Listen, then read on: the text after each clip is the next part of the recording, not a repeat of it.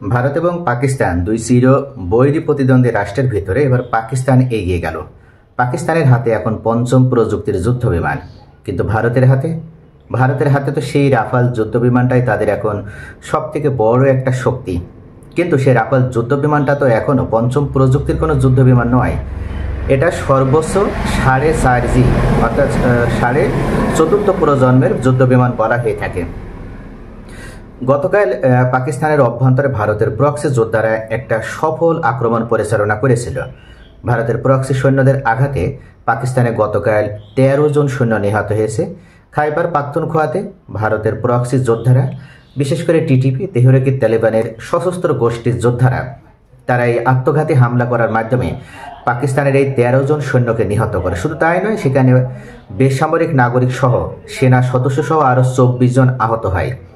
ঠিক এর পরপরই পাকিস্তানের পক্ষ থেকে এবার ভারতকে উদ্দেশ্য করে জানানো হলো যে তারা যদি এরপরও পাকিস্তানের অভ্যন্তরে এ ধরনের কোনো সন্ত্রাসবাদীদেরকে সাহায্য এবং সহযোগিতা করার মাধ্যমে পাকিস্তানের বিরুদ্ধে অস্থিতিশীলতা এবং বিশৃঙ্খলা সৃষ্টি করার চেষ্টা করে, সেক্ষেত্রে তাদের বিরুদ্ধে এবার পাকিস্তান পাল্টা পদক্ষেপ নিতে দ্বিধা করবে না।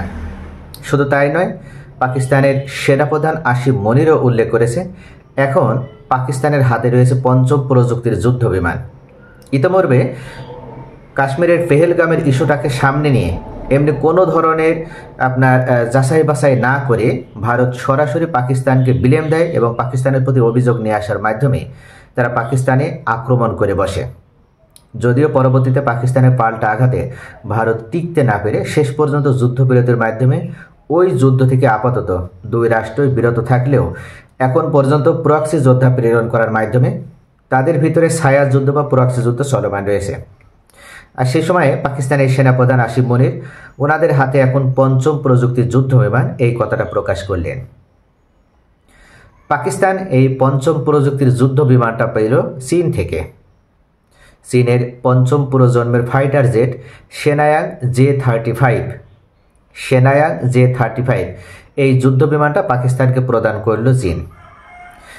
ধারণা করা হয় মার্কিন যুক্তরাষ্ট্রের হাতে থাকা F-35 যুদ্ধ বিমানের আদলেই এই যুদ্ধ বিমান তৈরি। এমনকি F-35 যুদ্ধ বিমান যেরকম ধ্বংসাত্মক, তার থেকেও এই J-35 যুদ্ধ বিমান আরও বেশি ধ্বংসাত্মক।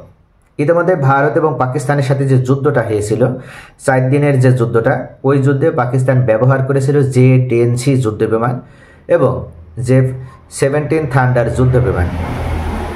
এই যে থান্ডার যুদ্ধ বিমান সেটা পাকিস্তান এবং চীনাদের যৌথ প্রযুক্তির মাধ্যমে তৈরি এবং J-10C যুদ্ধ বিমানটা সরাসরি চীন থেকে আমদানি করে তারা ব্যবহার করেছিল। যদিও এই J-10C যুদ্ধ বিমানটা কিন্তু 4th প্রজন্মের যুদ্ধ বিমান। তারপরে পাকিস্তান এই 4th প্রজন্মের যুদ্ধ বিমান ব্যবহার করেই ভারতের সবথেকে শক্তিশালী রাফাল যুদ্ধ বিমানকে ভূপাতিত করেছিল। এমনকি রাফাল যুদ্ধ বিমানের মাধ্যমে সাথে আকাশে যে ডগ ফাইটটা হয়েছিল, সেই ডগ ফাইটে তাদেরকে পরাস্ত করেছিল। এবং ভারতের আক্রমণ শুধু প্রতিহতই করেনি, শেষ পর্যন্ত ভারতের বিরুদ্ধে যখন পাল্টা বুন ইয়ানু মারসুস পরিচালনা করেছিল, সেই সময়ে চীন থেকে নেওয়া এই J-10C যুদ্ধ বিমানটা মারাত্মক সফলতা এনে দিয়েছিল পাকিস্তানকে। তবে এবার পাকিস্তানের হাতে এই যে পঞ্চম প্রযুক্তি যে যুদ্ধ বিমান, এটা মার্কিন যুক্তরাষ্ট্রের F-35 যুদ্ধ বিমানের থেকেও ভয়ঙ্কর এবং শক্তিশালী।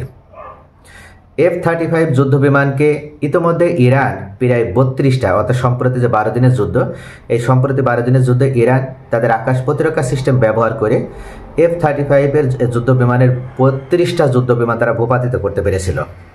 কিন্তু পাকিস্তানের হাতে এই যে 35 যে যুদ্ধ বিমানটা, এটা কিন্তু সহজে যেমন ভূপাতিত করা সক্ষম নয়, ঠিক তেমনই যে কোনো দেশের রাডার ব্যবস্থার বিরুদ্ধে বা রাডার ব্যবস্থায় শনাক্ত না হয়ে সেই দেশের যে কোনো টার্গেটে হামলা করে আবার পুনরায় নিজ দেশের আকাশসীমায় ফিরে আসতে সক্ষম।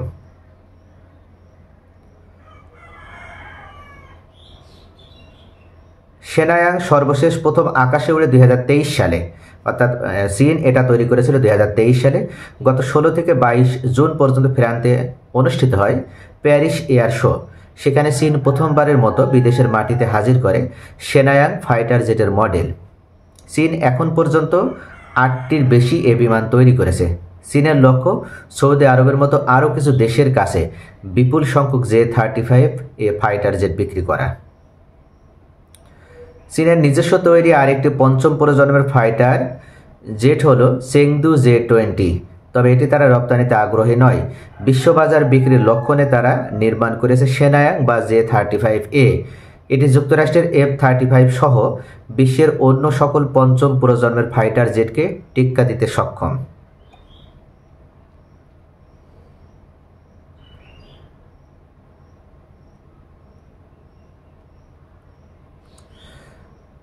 সংযুক্ত আরব আমিরাত সহ যুক্তরাষ্ট্র থেকে তারা যে ফাইটার জেট F-35 কিনতে চেয়েছিল, এখন তারা সেই F-35 কেনার পরিবর্তে J-35 এই যুদ্ধ বিমান কেনার প্রতি তাদের আগ্রহ দেখাচ্ছে। সৌদি আরবের কাছেও F-35 তারা বিক্রি করতে চেয়েছিল, কিন্তু সেখানে সৌদি আরবও চীন থেকে J-35 এই যুদ্ধ বিমানটা নিতে চাচ্ছে। ইসরায়েলের নিরাপত্তা বিঘ্নিত হতে পারে বলে ওয়াশিংটন মনে করে, যদিও সংযুক্ত আরব আমিরাত এবং সৌদি আরবকে তারা বিভিন্ন শর্ত জুড়ে দিয়েছিল, সেই শর্ত সম্পূর্ণভাবে মানতে না পারার কারণে সৌদি আরব এবং সংযুক্ত আরব আমিরাত তারা F-35 যুদ্ধবিমান কেনা থেকে নিজেদেরকে বিরত রাখে এবং তারা চীনের সাথে নতুন করে চুক্তিবদ্ধ হয়েছে এবং তারা পাকিস্তানের পাশাপাশি চীন থেকে এখন এই J-35 যুদ্ধবিমানটি কিনতে চাচ্ছে। তো প্রিয় ভিউয়ার্স, এটা কিন্তু অত্যন্ত মারাত্মক একটি সংবাদ ভারতের জন্য, কেননা ভারত ইতোমধ্যেই তাদের সবথেকে বৈরী প্রতিদ্বন্দ্বী রাষ্ট্র হিসেবে মনে করে পাকিস্তানকে, যার কারণে পাকিস্তানের হাতে যদি J-35 পঞ্চম প্রযুক্তির যুদ্ধ বিমান থাকে, তাহলে অবশ্যই সেটা ভারতের একটা উদ্বিগ্নতার বিষয়, একটা দুশ্চিন্তার বিষয়। যার কারণে ভারত এই বিষয়টা নিয়ে তারা ইতোমধ্যে আশঙ্কা করেছে এবং তারা ইতোমধ্যে যোগাযোগ শুরু করে দিয়েছে মার্কিন যুক্তরাষ্ট্রের সাথে। ভারতের পক্ষ থেকে তারা উল্লেখ করেছে যে তারা অবশ্যই F-35 যুদ্ধবিমান কিনতে আগ্রহী এবং মার্কিন যুক্তরাষ্ট্রের সাথে ইতোমধ্যে তাদের কূটনৈতিক প্রচেষ্টা অব্যাহত রয়েছে। তবে ভারতও যদি F-35 যুদ্ধবিমান নিজেদের হাতে নিয়ে আসে এবং পাকিস্তানের সাথে যদি টেক্কা দিতে চায়, সেক্ষেত্রে অবশ্যই তাদের একটা ব্যালেন্স রক্ষিত হবে। নতুবা পাকিস্তানের হাতে J-35 পঞ্চম প্রযুক্তির এই যুদ্ধবিমান থাকা মানে ভারতই পাকিস্তানের থেকে সামরিক দিক থেকে পিছিয়ে থাকবে। এখন কিন্তু স্থলপথে আর যুদ্ধ হয় না, আকাশপথ ব্যবহার করে এখনকার যুদ্ধটা। তাই আকাশপথে পাকিস্তান এগিয়ে থাকা মানে ভারতের জন্য সেটা আশঙ্কার বিষয় এবং ভারতের জন্য একটা দুশ্চিন্তার বিষয়। ভারত কখনো এটা চাইবে না। ভারত সবসময় চেষ্টা করে পাকিস্তানের সাথে তাদের আকাশপথটা যেন একটা ব্যালেন্স রক্ষিত হয়। আর সেই দিক থেকেই পাকিস্তানের এই পঞ্চম প্রযুক্তির যুদ্ধ বিমান হাতে পাওয়ার পরপরই ভারতের পক্ষ থেকেও কূটনৈতিক প্রচেষ্টা শুরু করা হয়েছে মার্কিন যুক্তরাষ্ট্রের সাথে। সকলে ভালো থাকুন। Thanks for watching.